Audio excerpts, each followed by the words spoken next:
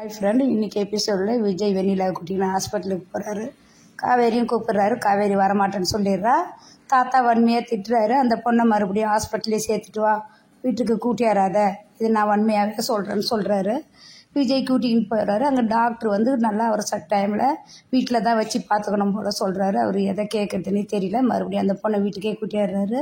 தாத்தா ஏன்டா ஹாஸ்பிட்டலில் தானே விட்டுட்டு வர சொன்ன கூட்டியாடுறேன்னு, நான் ஆசையாக கூட்டியாடுனான்னு சொல்கிறாரு. காவேரியோட மனநிலையை நீ பார்க்குறதே கிடையாது.